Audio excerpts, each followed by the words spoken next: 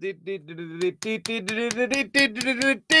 the show, everybody. My name is Mark Farzy. This is the Farzy Show, presented by Steven Singer of Steven Singer Jewelers.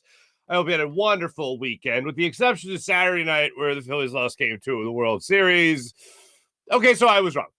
You can have bad starts by Aaron Nola and bad starts by Zach Wheeler. They can do that back-to-back. That's apparently what happened. But at least they won Game 1, and it was insane. It was absolutely bonkers. It was absolutely awesome. And then Game 2, not so much. Couldn't get the big hit. If you heard me do the emergency show, you heard me talk. My mother-in-law called me. She was out in Colorado. She was visiting family out there. Oh, this is such an exciting win after Game 1. I'm like, yeah, it was great. And then she calls me again after Game 2. What happened? Didn't get the big hit. Didn't get the hit there, Mom. Didn't get the hit. It's unfortunate. Didn't get the hit. Didn't get the big hit. They allowed a lot of them. They may not have cheated. The Astros. Oh, the Astros. I hope you enjoyed that little party. You guys win that World Series. And then, a lot of cheating stuff. But anyway, people are going to be calling you on the carpet for a lot of years, myself included. But anyway, it all comes back to tonight. Back in Philadelphia for World Series Game 3. We'll get into that more as the Phillies go with what they like to call a little bit of a bullpen game for tonight. Lance McCullers gets the start for the Houston Astros. But the Eagles, ladies and gentlemen, hey, how about them Union advancing to the MLS Cup? Well, it's a conference victory yesterday. That's right. They're getting a shout out on the show today. But the Eagles, ladies and gentlemen, have improved to 7-0 on the season. They come back from their bye with a 35-13 victory. And I'm just curious, who said 35-13? Who said 35? It was me. A pat on myself on the back for the extra prediction. But that's not important. I'm not a me guy. Anyway, I was amazed with the Eagles yesterday. I mean, I live right now in the state of Philadelphia sports. I live in a constant state of amazement and bewilderment. With the Phillies, I still got to pinch myself that they're even in the World Series. And with the Eagles, I'm like, not only are they 7-0, but I will present evidence to you today that makes this maybe already one of my favorite, most loved teams ever in Philadelphia sports history. Now, you might be going, oh, that's a piping hot take. Well, first off, how dare you? I am speaking for me, myself, and I. I'm not telling you that you have to love this team as much as I do. I'm just telling you how much I love this team. And I have made this point a couple of different times throughout the year that this is the hungriest 4-0 team I've ever, 5-0, 6-0, and now 7-0 team I have ever seen. They have a perfect record. Yet when you hear from them throughout the week or after a game, their latest victory, they're pissed because they're not even focusing on good things. Jalen Hurts didn't even want to talk about the record. All right, fine. That was 2 weeks ago. 3 weeks ago now. Nobody wanted to talk about the record. I don't even want to hear about the fact that we're 5-0, 6-0, 7-0, whatever. Jalen Hurts yesterday was focusing on throws that he missed. A.J. Brown yesterday, who had a historic game, as did Jalen Hurts, only wanted to talk about how he could have had a 4th touchdown reception. I love this Eagles team. But Mark, it's easy to love a 7-0 team, an undefeated team, a first-place team. Yeah, that certainly helps. But if the Eagles were 5-2 even, if they were having a good year, not a great year, I'd be saying a lot of the same things. But the fact that they are undefeated, yet still have this mentality of our best game is still in front of us after they just played their best game, this one against the Steelers, I love it. That's the mindset. That's the mentality you got to have. And you know what? It made me think. A lot of people will talk about people who talk about sports for a living. They'll talk about how negative they are after a win. And my man Seth Joyner took a lot of criticism, who I do the pregame show with at the JK Media YouTube channel and 6abc.com. He took a lot of flack a couple of weeks ago for being a little critical of Jonathan Gannon and this Eagles defense after a victory. And it was like, oh, well, Seth can't be happy. And I'm like, no, he's still seeing what a lot of these players see. He still thinks as a player. That never changes. The mindset of a player never changes. And he is still hypercritical. Not hypercritical. It's not about being 7-0 or at that time 5-0. It's about playing a mediocre game against a lesser team and whether or not you could get away with those mistakes in the playoffs, because that's what it's ultimately about. Winning in the playoffs, getting to another Super Bowl, winning in another Super Bowl. That's what it's all about. So when you're hypercritical, some people take that as negativity. It's not being negative. Yes, you're celebrating the fact that it's an undefeated team or the fact that they just won a game, whatever. But it's not about just beating the Steelers in week 8. It's not just about beating the Cardinals on the road. It's not about beating the Detroit Lions in week 1. It's not about that. It's about, okay, can you play like this and win a bigger game? And that's what people focus on. That's what Seth focuses on. That's what I focus on. And that's what, of course, the Philadelphia Eagles right now at 7-0 still focus on. And that is the mentality you got to have. Because when you talk about sports and you talk about the negative things after a win, people, oh, you're just being negative.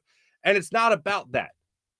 It's about focusing on the things you got to correct so that you do eventually play that perfect game. It's never going to happen. You never play a perfect game, but you get as close to perfection as possible.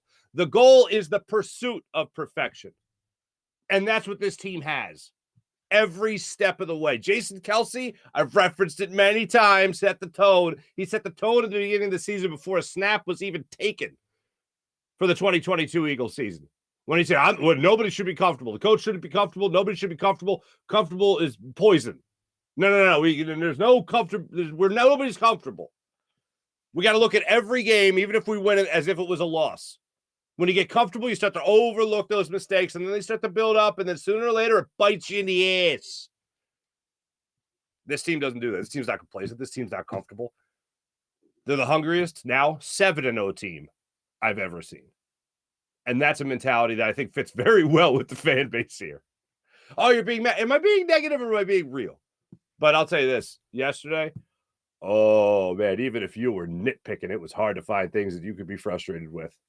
Let's get into the positivity, folks. All the positivity in the world. Other than the fact, I don't know if I can be even more positive. I don't even know if I can be even more positive than just the idea that this is one of my already most beloved teams in Philadelphia sports history. And it's because at 7-0, they have the mindset that they're like a 3-4 team. They just keep on pushing. And I absolutely love that about this team. Let's get into the positivity. We got our top 5 for the game. Number 5, ranking in order here. Shout out to TJ Edwards. A lot of people are still stuck in a mindset that we don't have any linebackers. Oh, we got a linebacker.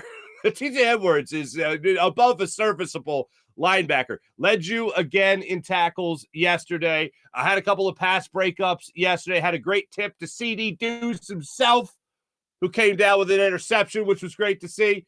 Loved it. TJ Edwards comes in at number 5 at our Farzy 5 for Eagles Steelers and the Eagles 35-13 victory. He comes in there again, their leading tackler yesterday. Number 4 on that list, CD Deuce. I mean, you get an interception, you get a sack, you get in the backfield a couple different occasions, you're going to get on this list. And look, they did exactly what they were supposed to do in this game. The Eagles defense took full advantage of a rookie quarterback. Full advantage of Kenny Pickett. Had him uncomfortable pretty much through the entire game. Josh Sweat gets an honorable mention in that. He had 3 quarterback hits yesterday. Another honorable mention, I'll go with Hassan Reddick, who set the tone, got a sack on the first possession for the Steelers earlier in the game. Miles Sanders did a great job of closing things out in that fourth quarter to help the Eagles. Starting things out in that second half, really, with the way he started out in that third quarter, making sure that they kept momentum on their side. And the Eagles score a touchdown in every quarter for the first time all season. That's incredible. A touchdown in every quarter. Now, one time they take a foot off the gas. It was great. CD Deuce had the interception in the sack. That was great. He's at number 4. Sidetrack there for a second. And Miss Kuzi. Javon Hargrave. Come get some, son. Come get some. Javon Hargrave in this game was a menace. An absolute menace. 2 sacks on Kenny Pickett. The entire time, it was like, where is he on your line of scrimmage? You had to be aware of where Javon Hargrave was at all time if your name was Kenny Pickett. You had to be aware. Najee Harris, same deal. He got some momentum going for himself in the second half there. Why they're not using him more is just beyond me. They said on the broadcast he's been banged up. Yes, a little bit more. I think Najee Harris would help the Steelers out and help their quarterback out just a little bit. Now, don't abandon the run. And I never thought I'd ever say that about a Pittsburgh Steelers team. Nonetheless, Javon Hargrave definitely comes in at number 3 right there with the 2 sacks. I mean, it should be obvious who 1 and 2 are. Now, depending on how you like to slice it, right? Depending on how you like to split it up, I got Jalen Hurts as number 2. Spoiler, A.J. Brown's number 1. But Jalen Hurts yesterday did exactly what he should have done against this team. He played a great game. And I'll show you a couple of different things here when it comes to Jalen Hurts' game. This is now a lot of this, credit to A.J. Brown. Nobody's ball, his ball or nobody's ball, and you'll hear him say that on this show today. But this is the first touchdown pass, all right? Excuse, it's a little pixelated there, a little zoom in, my bad. For the people on the podcast, I am showing a picture of A.J. Brown in between 2 defenders for the Pittsburgh Steelers coming down with his first touchdown reception of the game yesterday, first of 3. And then just take a gander at this one. That made it 7-0. Then this one here made it 14-7. Oh, is that another 2 defenders right there? No way, that's crazy. And then 21-7. This was his 3rd touchdown of the game. Oh, is that another 2 defenders? No way. And who has the football? Oh, that'd be A.J. Brown. Credit to A.J. Brown for going up and getting it, no doubt. Credit to Jalen Hurts for throwing that ball in the perfect place. Those deep balls yesterday were absolute dimes. I'm watching Jalen Hurts, and I'm thinking to myself, to the people that blasphemed about how terrible he was at throwing the deep ball or how he doesn't have an arm or how he's not accurate, Jalen Hurts went into the offseason, put in the work, and came out in this regular season a different quarterback.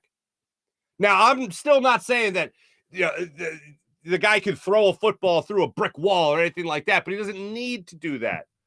If he puts that ball in the hip pocket of his receivers and knows where to put it so that they can make a play on it, or drops it down perfectly in stride as he did on 2 of those touchdowns at least, that's a special player.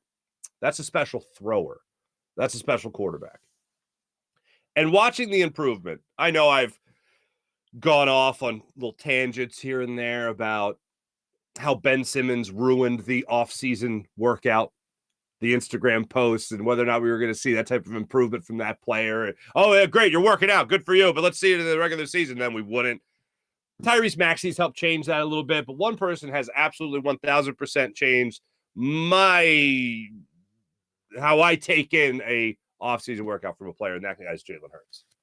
Because everything we saw him work on in the offseason, with throwing to A.J. Brown, throwing to Devontae Smith, working on his mechanics, going out and working out with Tom House in California, all that stuff. Everything he did in the offseason, you see it paying off. Everything. And it got me thinking. But here's what jumps out to me. And PJ's going to laugh at this because we were talking about this before the show. Mike Schmidt, from his first year as a starter, regular starter, like 400 plus at bats, right? To his second year as a starter with the Phillies in the 70s, that was quite a jump that he took from, for not necessarily rookie year per se. He had a couple at bats the year before. I think I actually still have it up. Yeah. He played 13 games, his first experience in the majors. Rookie year, 132 games, 443 at bats. He hit 196 with 18 home runs.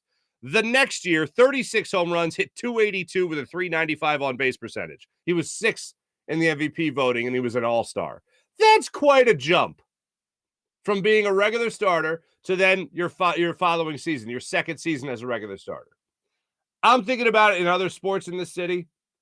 Jalen Hurts might have the best jump from year 1 as a starter to year 2 since Michael Jack Schmidt. Just thinking about Philadelphia sports.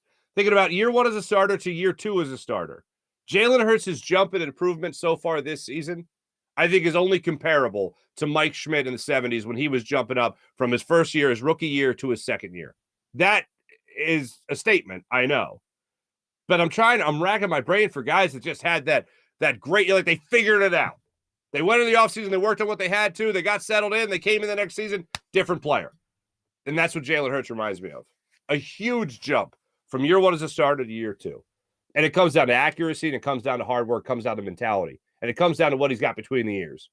Because there was my favorite play from Jalen Hurts yesterday was the first touchdown pass. The close second to that was the delayed route to Dallas Goedert, I want to say in the second quarter, where they faked the handoff. It was a play-action fake. He dropped back. Credit to the offensive line for holding their blocks. It was great. He drops back. Little delayed route from Dallas Goedert. Runs right to left across his sight line. And Dallas Goedert takes her for like 16 yards. And it was just the poise. It was first off selling the play action. It was the poise to stay in the pocket right there and not panic. And the throw was right on the money. He hit him in stride, and he got 16 yards on it. That was a great play yesterday by Jalen Hurts. It showed me a lot of maturity. So Jalen Hurts, number 2 on the Farzy 5 for Eagles Steelers. And number 1, A.J. Brown. I mean, 11 for 156 and 3 touchdowns. End of discussion. He was the go-to guy. He was the playmaker yesterday. I was amazed at everything he did on the football field. Absolutely amazed. Here is A.J. Brown. We'll get into some of this stuff right now in our locker room report. But A.J. Brown, this is, again, it leads into what I love so much about the team. This is A.J. Brown yesterday addressing the media, talking about his day. Here's A.J. Brown on those jump ball situations as well. It's my ball and nobody ball. And I'm kind of upset at myself because I had another opportunity late in the game, even though it was a flag, but I knew I could have caught that ball. And another opportunity, the ball I had dropped, where I let the sun just dictate my whole everything. I couldn't see the ball in. And so that I'm really kind of upset right now because I know I could have had I had a big day, but I could have had an even bigger day, if I made the most of them opportunities. So there's definitely room for improvement. So.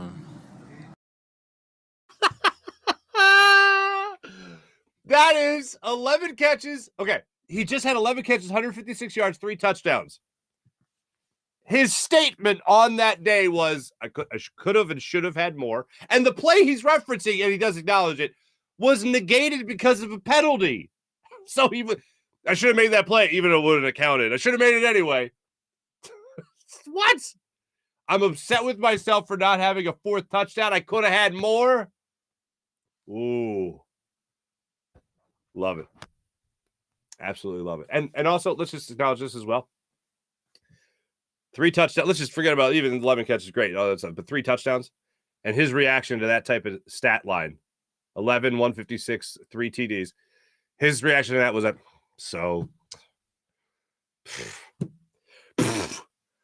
hey, A.J. Brown. Amazing day. Career day. Great victory. Your team's 7-0. You're playing with your best friend.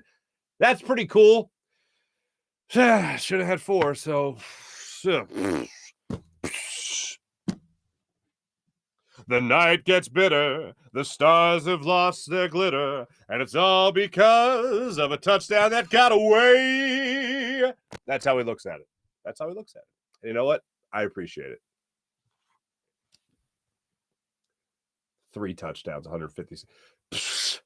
Should have had more, so I guess. Your team's 7-0, but that's why I love this team.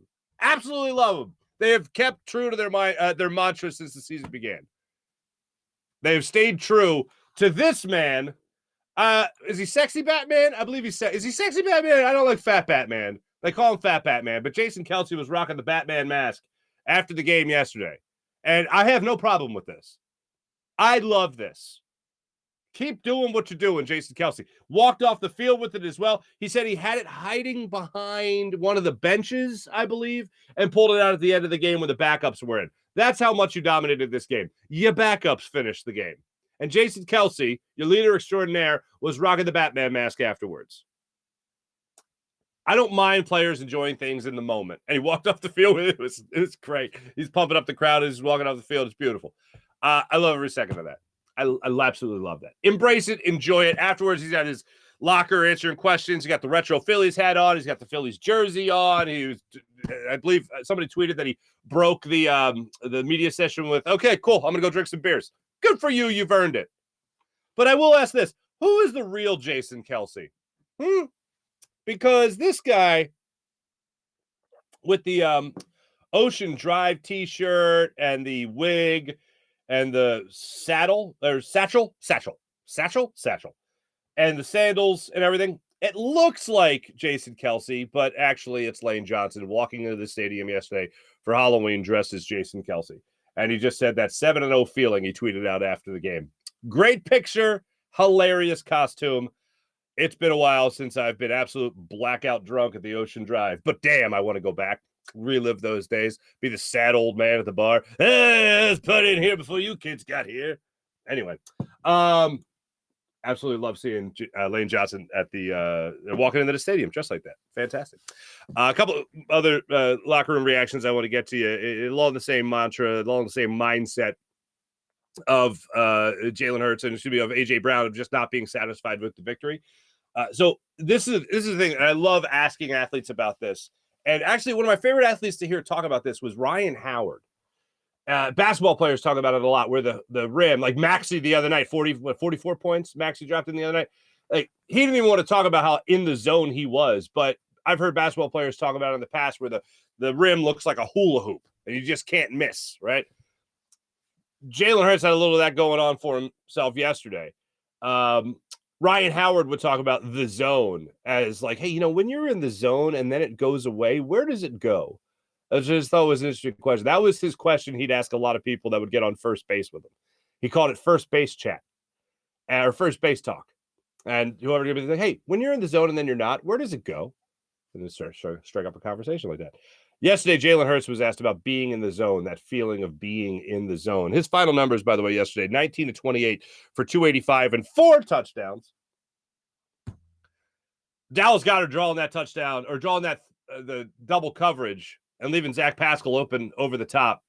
A thing of beauty. An absolute thing of beauty. But here's Jalen Hurts yesterday when he was asked about being in the zone. And I remind you, not only did this team win, they won big yesterday, and they're 7-0. And Jalen Hurts is in the MVP conversation. Here's Jalen Hurts on being in the zone. I don't know. I guess I was in the zone. I feel like I could have done more. I feel like, you look at the third quarter, I think there was an opportunity to make some plays, had some negative plays there. I think 2-minute drive before halftime, took some sacks that I feel like I could have avoided. Probably could have got the ball out.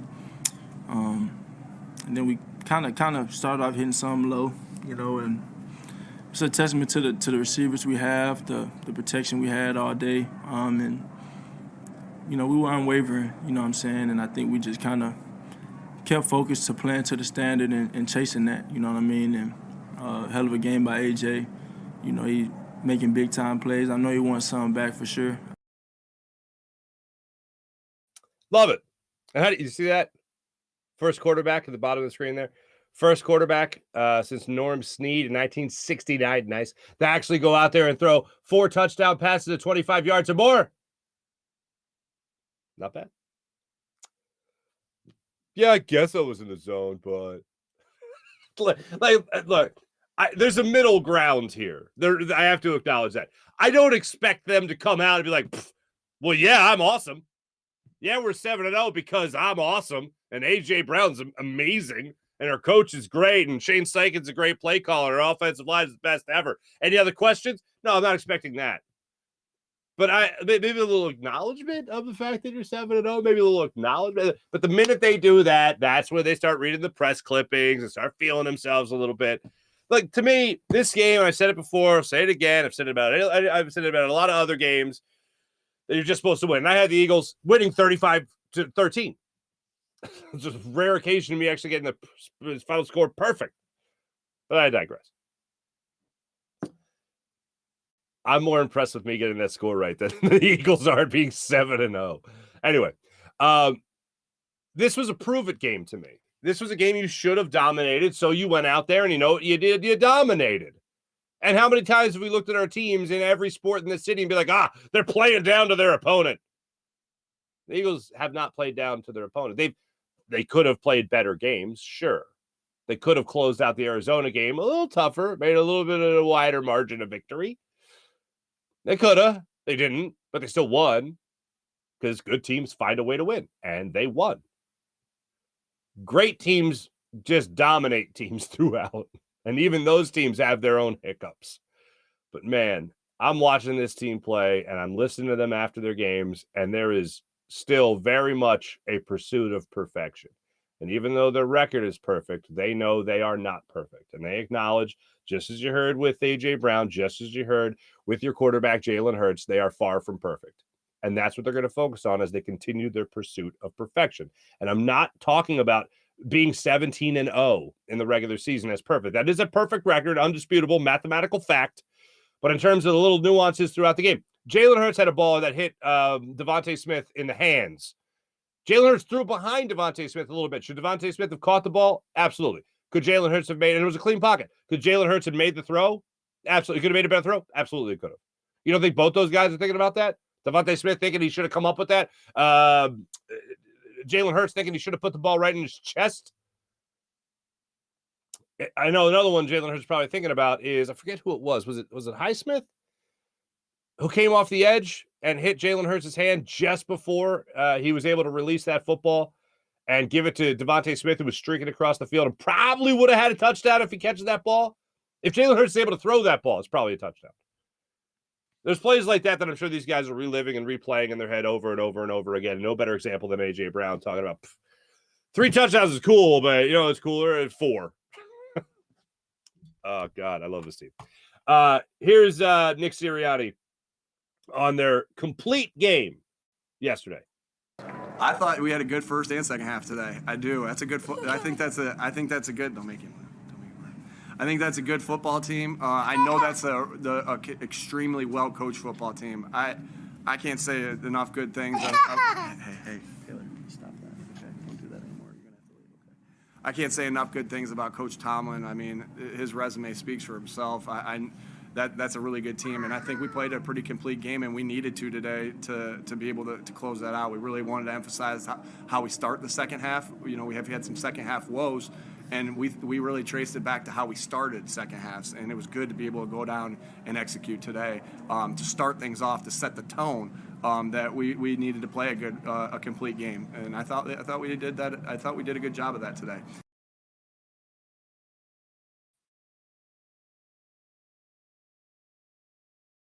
We're back. We doing it. We're doing a show. There we go. All right. That was Nick Sirianni yesterday, like him corralling his kids. How adorable all day. Pretty adorable. But I am just really blown away by how this team has kept that mindset and the fact that they did play a complete game today. Now, I had kind of made a joke about this team and how I didn't want them to play a complete game because I felt like by the fourth quarter, you might not even have your starters in. Like that might have been a little optimistic, but when you say 35-13, or I think on the pregame show, I went a little even more cocky and went like 42 or 41-13. But if that's the way you're playing and that's the way you're dominating a football game, you're going to get your reserves in there to play. And that's what the Eagles ended up doing. So yes, although they did play a complete game, they played so well through those first 3 quarters that they were able to get their backups in there. Gardner Minshew taking snaps in that fourth quarter. This was the game that they had been in pursuit of. Still not perfect, but as far as playing a complete game, this was the game that they should have done it probably above all other games, and they did it. Not only were they playing a far inferior opponent in the now 2-6 Pittsburgh Steelers and a rookie quarterback, and also minus the defensive player of the year with TJ Watt not playing in this game because of his knee issue. And his pec. I think he also has a pec injury as well that put him on IR originally. And then he got his knee scoped. But not only were they playing against an inferior opponent, they were coming off their bye week as well. Now Nick Sirianni, it's not Andy Reid, but it's a start 2-0 after a bye week as the Eagles head coach. That's a pretty damn good feeling. They're starting off on the right foot. Now it's a short week. A short week for Thursday Night Football where you travel along and you have to go to Houston, the hometown of Jalen Hurts, and just happens to be a little series that the Phillies are playing in against Houston Astros in the World Series as well. So there you go. But now we're going to see how this coaching staff prepares this team. If you didn't see him afterwards in the game, after the game, they were already on the exercise bikes getting ready for the Houston Texans game. It's the conditioning and treatment starts immediately to get ready for Thursday night, which means it'll be a week of, man, NFL, this is stupid. Why are you making players do this? This is ridiculous. And then every other Thursday night, I absolutely love. So This will be another test, not because the Texans are anything special, obviously, but it'll be a test because it's a short week. You're coming off a blowout victory over the Steelers, and hopefully that means it'll be a faster turnaround. Eagles starters being out of the game earlier and Jason Kelce being on the sidelines with the Batman mask. Hey, he can put his feet up already. Their week 9 started in the fourth quarter of this game. And when you have a Thursday night game, that is the best possible scenario. That's what you want. As soon as possible, turn it off and get ready for the next game. That's what you're getting out of all this. One thing I did want to make a note of, see if I still have it in my notes. I do not. 20 snaps. There it is. 20 snaps for brand new Eagle Robert Quinn. 20 snaps, played 26% of the defensive snaps in his first game as an Eagle, and I think everyone noticed one of them. And man, was he pissed at himself. Oh, man, was he pissed at himself when he jumped off sides. But anyway, welcome to the party, Robert Quinn. Have yourself a good time. Enjoy Philadelphia.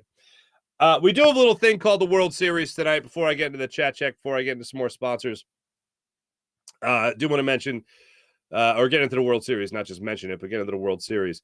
Here's what we got tonight. 8:03 start time, just like all the games. Phillies will face a pitcher that they faced in the first game of the 3-game series against the Houston Astros at the end of the season where they clinched their playoff berth. The Phillies were able to put up 1 run on Lance McCullers in that, but he did take the loss because in that game, Aaron Nola pitched pretty damn well, and Kyle Schwarber led things off with a solo home run. Not too bad. Got another home run later in the game, his 46th of the season. So, yeah, the Phillies won that game 3-0. They put up 1 run on Lance McCullers. He had their number pretty much throughout. Now, McCullers' last start in the playoffs came against the New York Yankees.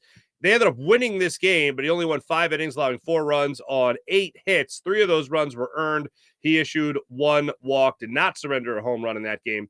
That game was at Yankee Stadium, and he only struck out 6. Hopefully the Phillies are able to get to him today. Right-handed pitcher McCullers, 2.27 ERA during the regular season. Phillies going with the bullpen game yet again today. Noah Syndergaard will be your opener. Here's what I need to see in this game. Yeah, obviously you want pitching, you want great pitching, that's fine. I need all of Philadelphia to be at that game, if not at the game, but in spirit. I need the good vibes in that stadium, and I know they will be. That's the easiest thing, easiest prediction. Will Citizens Bank Park be rocking? Yeah, absolutely. But the biggest thing I need to see is Bryce Harper be the best player in this series. I need him to be the hottest bat in this series. I need the Phillies, and it's easier said than done. I get it. You're facing some good pitchers here. And I know there's a little another cheating scandal with Valdez possibly wiping something off his hand and rubbing his wrist and whatever. Like, I wouldn't put it past them once they've done it before. I remember Kenny Rogers, former teammate of Justin Verlander, when he was pitching for the Detroit Tigers. I remember he had a little pine tar on his hand. People might not remember that, but I remember a little scuff of pine tar on his hand. That didn't go well for the lore of that. But yeah, that was 06, I want to say. Yeah. But that's what it reminded me of. They're checking these guys' hands now, after pitching and all that stuff. So I'm not going to get too hung up on it, but it's the Astros. I'm not saying it's impossible. I'm not saying it didn't happen. The other one was Maldonado using an illegal bat. It's not corked or anything. By the way, Kyle Tucker's bat that snapped in half. A lot of people were saying it was corked. You cork a bat through the top. Now, maybe it still weakens the wood, but I still don't think it would break like that. Even when I've seen cork bats break, like Sammy Sosa's bat, it still splinters a little bit. It splits. It doesn't like snap like Kyle Tucker's bat did. So I don't think it was corked. My thing is what's it made out of? The whole bat, what's it made out of? Because you cork a bat from the top of the barrel, for those that don't know. You drill through the top of the bat, you put the cork in, and then you fill it up all nice. So yeah, I'm not saying it was corked, but there's something that is not of this earth that made that baseball bat. Anyway, I digress. Here's what I need to see. Bryce Harper come up with the big hit. I mean, really, yeah, sure. Anyone come up with a big hit, but the guy that I have the most confidence in coming up with a big hit is Bryce Harper. Kyle Schwarber, holy pots and pans. 2 home runs, 1 at bat, almost. Definitely the edge of my seat. I was at Ocean Casino Resort. Had the pregame show there the following day, yesterday, obviously. So I was down there Saturday night watching the game with the missus and their sports book down there. And I was on the edge of my seat, as were every other Phillies fan. There was one Houston Astros fan that was like, that's foul. And we're all like, shut up. And no, really smart comeback. And it turned out being foul. And then, of course, he got a hold of another one. And I'm looking at it, and I'm watching the right fielder, Tucker. I'm watching Tucker, and I'm like, no way, no way, no way. Please, please, please, please. And that was that. But opportunities, 0 for 5 with runners in scoring position in that game? No bueno. No bueno. So Bryce Harper's the guy we'll be looking at above all else to put this team over the top. Look, if anyone else wants to take responsibility, take on that responsibility, by all means, I'm happy to see it. But Bryce Harper's simply the guy that I expect to carry this team. I said going into this series, I'm looking at him to be Steph Curry, LeBron James, Michael Jordan. No pressure. I'm looking at him to be the guy that's going to carry this team even when they're not on their best day. Now, history will tell us that the Phillies will come back and they're going to win this game today, and they're going to go up 2-1 on the Houston Astros. They're going to be able to put up runs on McCullers and be able to take advantage of him being on the road, where he did struggle the last time he pitched on the road. I mentioned he allowed 3 runs the last time he pitched on the road at Yankee Stadium against the Yankees in the ALCS. Hopefully you get him in that same mindset. If Yankee Stadium is anything to prove, he can be gotten to by a fan base. This fan base then can definitely get to him. Make them know you're there.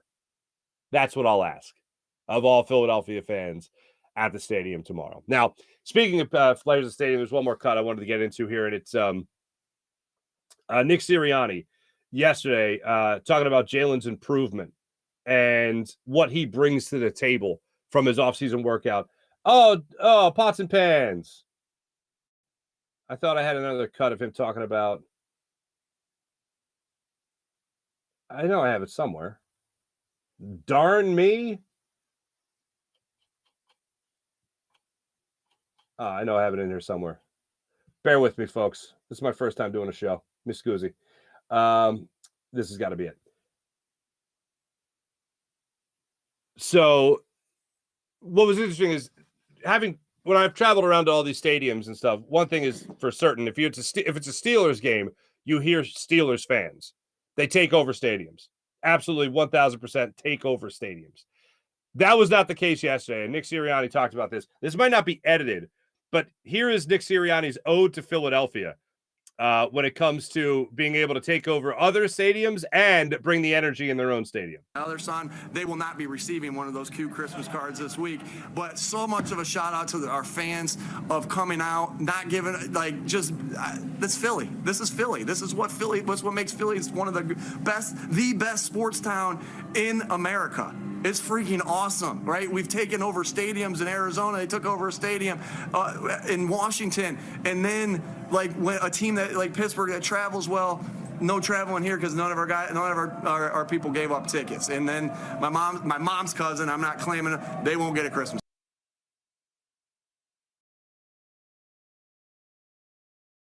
Good. Are we back? PJ, are we back? Thank you.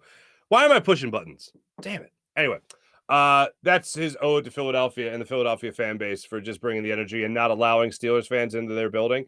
That's the Philadelphia fan base. That same Philadelphia fan base will be at the Philadelphia Phillies game today. Getting in the head of Lance McCullers. That's why the Phillies will win tonight's game 4-2. That's right. Bullpen game only allows 2 runs. 4-2 Phillies victory, 2-1 series lead. That's why I'm there. That's how I'm there. Because of my faith and confidence in the fan base. Let me tell you right now about the great people at Steven Singer and Steven Singer Jewelers, the other corner of 8th and Walnut, right there on Jewelers Row.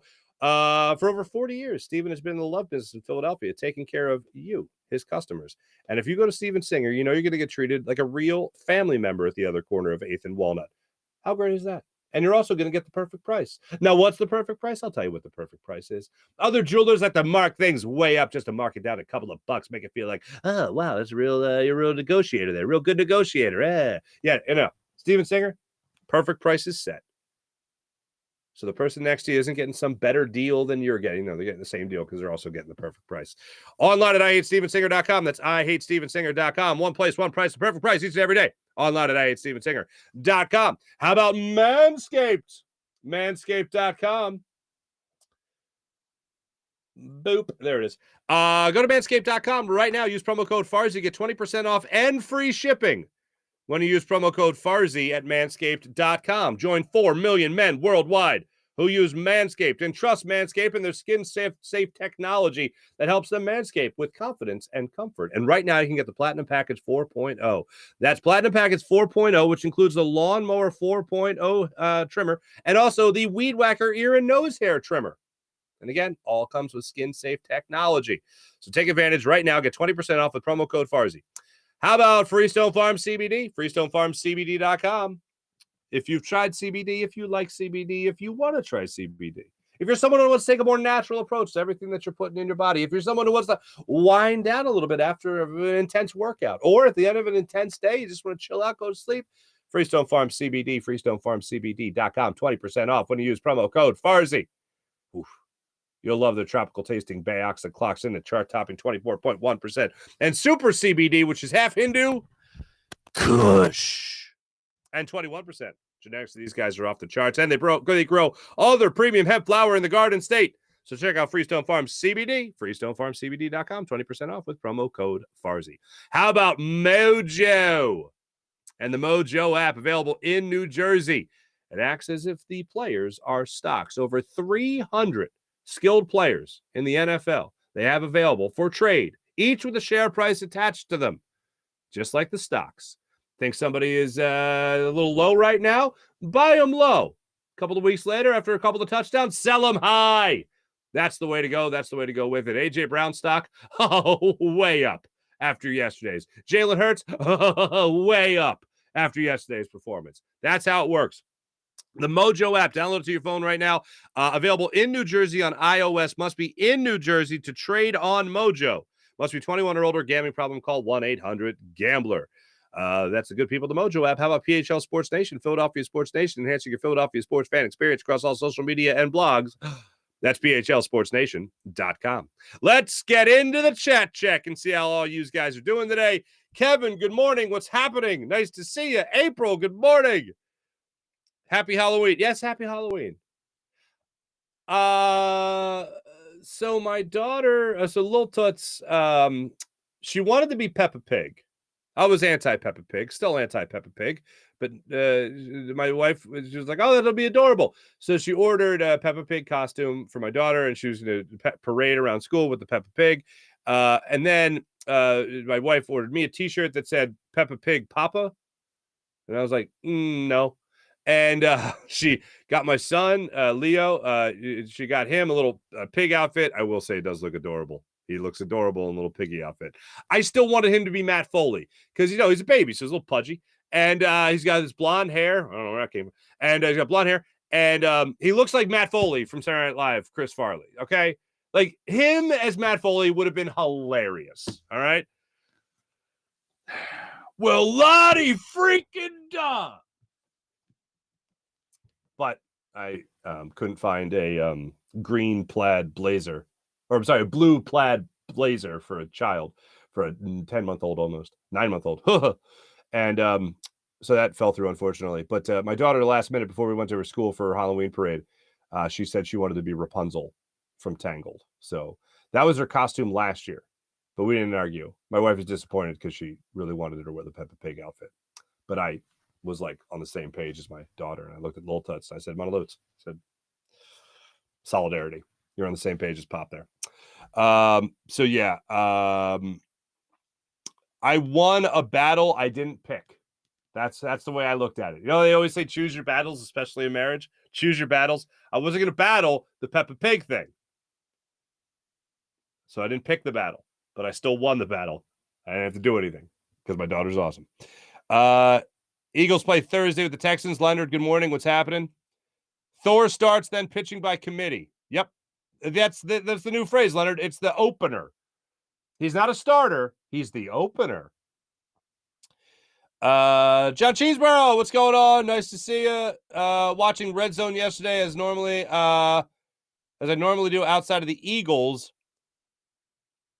There's a 4:25 game I really want to see. That Texans team looks absolutely gross. Yeah, they do. They are 1-4-1, I believe is the record coming into this matchup. Leonard, the Eagles don't look ahead to take any team lightly. You're absolutely right. They don't. That's what I love about them. Sean Gillespie, good morning. Leonard, John, Sean, Dan Schwartz. What's up, Dan Schwartz? Good morning to you. I think Matt Canada is as clueless as their offensive coordinator because there's no rhythm to their offense, and he's just not a good OC for them. John, I concur. Boop. Leonard, does Howie have another player in the works? Robert Quinn, great. Maybe another addition? Look, the names that have been out there, Kareem Hunt is now they're apparently shopping Kareem Hunt. Alvin Kamara is another one. What do you have, a 2-touchdown game yesterday? There's a couple other names out there, maybe the safety position, but I think Marcus Epps has played well. I think CD Deuce has really come along. Yesterday, another interception. I mentioned the sack. That's great. So I love all that stuff. Jeff, what's going on, Jeff? Having an elite wide receiver is critical, and A.J. Brown certainly checks that box. Dan Schwartz, nothing like him since T.O. 1,000% agree. As great as Deshaun Jackson was, A.J. Brown is just so much more reliable. So much more reliable.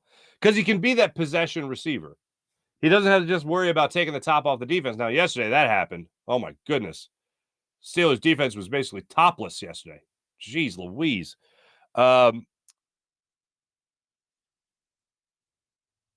Leonard, pick your poison when you're playing the Eagles. They can run it down your throat, or Hurts can pass or run the ball himself. Yeah, that's what makes him so dangerous. Jim, what's the Union? The Union is something I was in when I was in radio. No, the Union is Philadelphia, the football club. Football, soccer.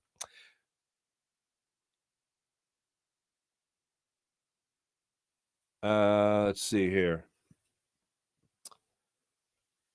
What do we have? Oof. Jeff, if Green Bay still had Devontae Adams, they'd be 6-2. Probably. You know, after last night's game, I'm starting to think that Green Bay is not going to turn it around this year.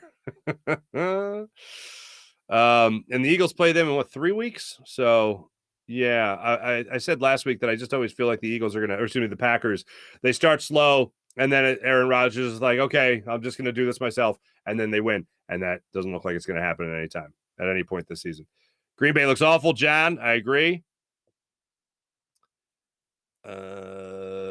Leonard, it's going to come down to December in Dallas. Hurts will get his recognition. That'll be a huge game. They did, Sean. They did try to make it a game, and they did not. Mopar, how ironic. We go 7-0 against the Steelers in 2004, and they knock us off. The Eagles, the last time they were 7-0. That's true. I unfortunately was at that game in Pittsburgh. Mopar, okay. Here is my distinct memory. This is a little fun story. Gather around the campfire, kids. Okay. In 2004, I was in Providence, Rhode Island. I was at a student radio conference in Boston, and my friend Kristen, she had an apartment up there, and she went to, what the hell's the name of that? Roger Williams University. Anyway, she was in radio up there as well. She's like, hey, you should come up. Plus, my roommate, she really likes you, and you guys could hook up. And I'm like, radio, hook up? Yeah, I'm in. All those things. That's like my favorite weekend. So anyway, I was like 21 years old, and I probably ended up getting the drunkest I've ever been in my life, like inappropriately drunk, almost to the point of blackout. Okay. I'll start at the end. We didn't hook up, spoiler, but I remember that Saturday night getting sick over their balcony. That's what I remember. And then I remember waking up just as the Steelers and Eagles were kicking off. And I think that game was on CBS. And I remember being the most hungover I've ever been in my life. Still, despite the fact that usually you pull the trigger, you feel pretty good. I did not intentionally pull the trigger. But anyway, I woke up sort of, and laid on that sofa and watched the Eagles lose to the Steelers. I remember watching T.O. and Donovan arguing on the sideline and me thinking, oh, no, this is it. This is where it blows up. And I was just like, but is this real? Am I really watching this? I feel like crap. I don't know what I'm watching. And this is, of course, before DVR. You couldn't like rewind and watch it. So then the Eagles won, I think it was Monday Night Football the following week, and they beat the brakes off the Cowboys, if I remember that correctly. Anyway, I never hooked up with a roommate until 10 years later. Kristen gets married, invites me to her wedding. Her roommate, who's her best friend, was at the wedding. I planted the seed 10 years earlier. So that's what I think of when I think of Eagles Steelers. That's what I think of. That's my memory now. So the point is, kids, if at first you don't succeed, take 10 years to sober up and then hook up. There you go. And then you really don't have a relationship with that person and then get married to somebody else. There you go. The end. All right. Let's see. John Cheeseborough. For the 2004 story time with Uncle Farzy. Sean Gillespie. Farzy, play a story. At least you tried. You're damn right. See, April, my wife is a big believer in the boot and rally. I can't boot and rally. I rarely get hanged over. All right. Rarely get hanged over. I could practically never get hanged over. All right. I never get hung over. That time around, it was bad. It was bad. And the thing is, like, we still have pictures of that night. Oh, yeah. And I'm looking at me and I'm like, that guy's really drunk. That poor college kid. He's pretty drunk. Mopar, and Farzy puts his Jersey button-down shirt, sweater. What? April, Mark, what kind of Temple grad are you? I know, I'm disappointing. I'm very disappointing. Me scusi. But yeah, that's a true story. That's a very, very true story. Very true story. Thanks, everybody. Wait, hopefully. Sean Gillespie. Hopefully the Asterix will be living in a van down by the river. Jeff Gillespie, classic reference, Mark. Living in a van down by the river. Classic. Haven't thought about that SNL skit in forever. Do you know that, like, I thought I knew my wife? I really did. I thought I knew my wife. And then we were down the Outer Banks with some friends, and it was raining. And I put on some SNL sketches, and I put on Matt Foley. And me and all the guys, all like the dads and the husbands, are laughing our asses off. And two of the wives got it, and two didn't. My one wife was the one that didn't get it. I go, Matt Foley? And she goes, what? I go, Chris Farley? Matt Foley? She goes, I know who Chris Farley is. I don't. What is Matt Foley? My wife's 2 years younger than me, and sometimes I forget that. The 2 years I had of consuming pop culture that she didn't. I just feel blessed. I feel blessed. And I felt awful that I had to... I like the all caps, John Cheeseborough. My name is Matt Foley. I am 35 years old. I am divorced, and I live in a van down by the river. I think in one of his later sketches as Matt Foley, he said, I am thrice divorced. Anyway, enough of that. Back to me throwing up in college. No. All right. Thanks everybody in the chat. You guys are awesome. Much appreciated.